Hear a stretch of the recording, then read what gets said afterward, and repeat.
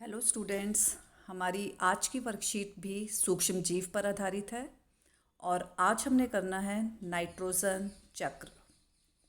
आप सभी जानते हैं कि वायुमंडल में नाइट्रोजन जो है 78% पाई जाती है और ये सभी सजीवों के लिए बहुत आवश्यक होती है। क्यों आवश्यक होती है? क्योंकि नाइट्रोजन प्रोटीन, क्लोरोफिल, न्यूक्लिक अम्ल व प्रोटीन के यौगिकों का अहम या मुख्य अवयव है। इसका मतलब ये है कि प्रोटीन, क्लोरोफिल, विटामिन जो है सभी को बनाने के लिए नाइट्रोजन जो है उसका एक अवयव है, उसकी ज़रूरत पड़ती है नाइट्रोजन की। और सभी पौधे और जंतु जो है वायुमंडल से, जैसे हम ऑक्सीजन तो सीधा ले लेते हैं श्वसन के लिए, लेकिन नाइट्रोजन गैस जो है वायुमंडल से सीधा नहीं ले सकते, सीधा लेकर उसका उपयोग नहीं कर सकते। तो पहले पौधों को नाइट्रोजन स्थिरीकरण करना होता है और उसके बाद वो नाइट्रोजन ले पाते हैं। मतलब नाइट्रोजन स्थिरीकरण का मतलब होता है कि नाइट्रोजन को नाइट्रोजन के यौगिकों में बदलना, जैसे नाइट्रेट्स और नाइट्राइट्स।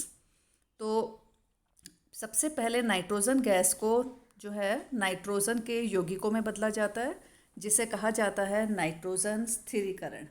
आप देखिए, वायुमंडलीय नाइट्रोजन का नाइट्रोजन के यौगिकों में बदलना, जिससे पौधे उसे आसानी से अवशोषित कर सके, नाइट्रोजन स्थिरीकरण कहलाता है। जो फलीदार पौधे होते हैं, जैसे बीन्स हो गई, राजमा हो गए, इनकी जड़ों में एक जीवाणु पाया जाता है, राइजोबियम नामक जीवाणु पाया जाता है, जो नाइट्रोजन स्थिरीकरण में मदद करता है। मतलब नाइट्रोजन को नाइट्रोजन के यौगिकों में बदलने में मदद करता है। साथ ही साथ बिजली के कड़कने पर भी नाइट्रोजन का स्थिरीकरण होता है। मतलब बिजली के कड़कने से भी नाइट्रोजन जो है नाइट्रोजन के यौगिकों में बदल जाता है। तो चलिए अब हम देखते हैं कि वायुमंडल में नाइट्रोजन की मात्रा जो है कैसे स्थिर रहती है। ठीक है, अब यहाँ पर देखिए, ये है आपका नाइट्रोजन चक्र। ठीक है, इसका क्लियर डायग्राम हम देखते हैं एक बार। यहाँ पर देखिए, ये क्लियर डायग्राम आ गया है। आपको ये डायग्राम के साथ ही इसको याद करना है। नाइट्रोजन, वायुमंडलीय नाइट्रोजन, सबसे पहले क्या होता है कि वायुमंडलीय नाइट्रोजन जो है ये रही, क्योंकि कोई भी जीव जंतु इसका उपयोग सीधा नहीं कर सकता, तो सबसे पहला स्टेप होता है कि नाइट्रोजन का स्थिरीकरण करना। और इसके दो स्टेप्स हैं। नंबर एक तो जीवाणु और नीले हरे शैवाल, काई जिसे बोलते हैं, तालाबों में आपने साइड में काई देखी है ना, ब्लू ग्रीन एल्गी जिसे कहा जाता है, ये नाइट्रोजन का स्थिरीकरण करते हैं।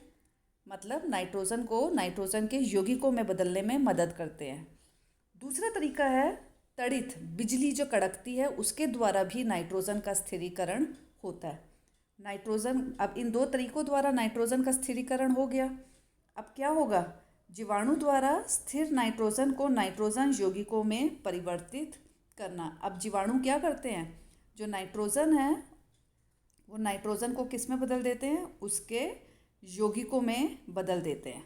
और अब ये नाइट्रोजन के यौगिक कहाँ पर आ गए हैं? मिट्टी में आ गए हैं, क्योंकि मिट्टी में ही जीवाणु थे। और मिट्टी से ये नाइट्रोजन के यौगिक कहाँ चले गए हैं? पौधों में।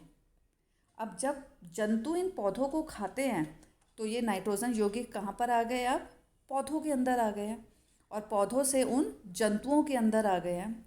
हम जो भी सब्जी फल खाते हैं, जो हमें पेड़ पौधों से प्राप्त होता है, वहीं से नाइट्रोजन जो है हमारे अंदर जाती है।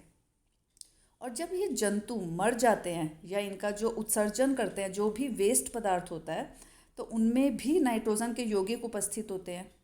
तो कुछ जीवाणु ऐसे होते हैं कि मिट्टी में जो उपस्थित होते हैं, वो क्या करते हैं कि इन जो नाइट्रोजन के जो अपशिष्ट थे, इनको भी नाइट्रोजन यौगिकों में बदल देते हैं और ये दोबारा से मिट्टी में आ जाते हैं और मिट्टी से दोबारा पौधे इसको अवशोषित कर लेते हैं। लेकिन कुछ विशिष्ट जीवाणु ऐसे होते हैं कि ये वो नाइट्रोजन यौगिकों को किस में बदल देते हैं? नाइट्रोजन गैस में। और ये नाइट्रोजन गैस जो है वापस कहाँ चली गई? वायुमंडल में। तो इस प्रकार से वायुमंडल में नाइट्रोजन की मात्रा जो है वो स्थिर रहती है।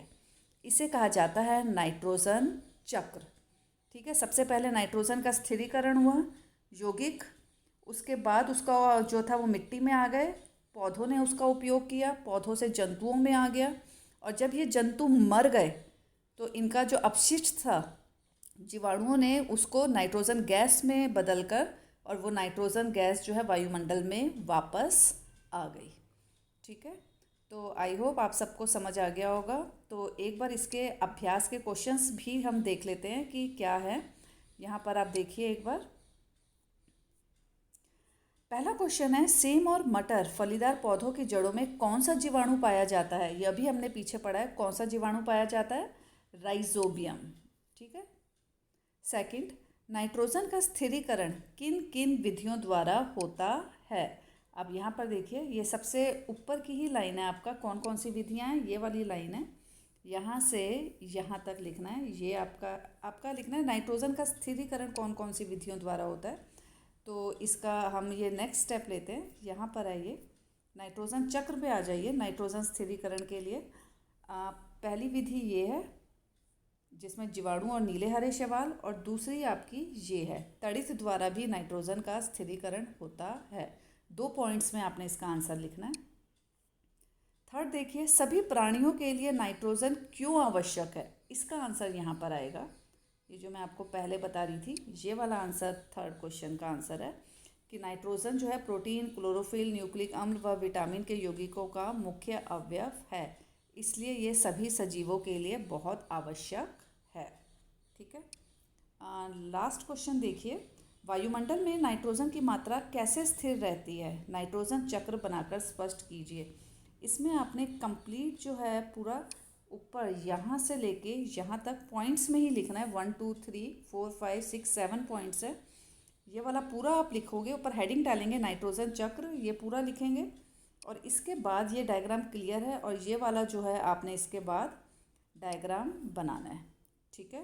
तो आई होप आप सबको आज की वर्कशीट समझ आ गई होगी। Thank you.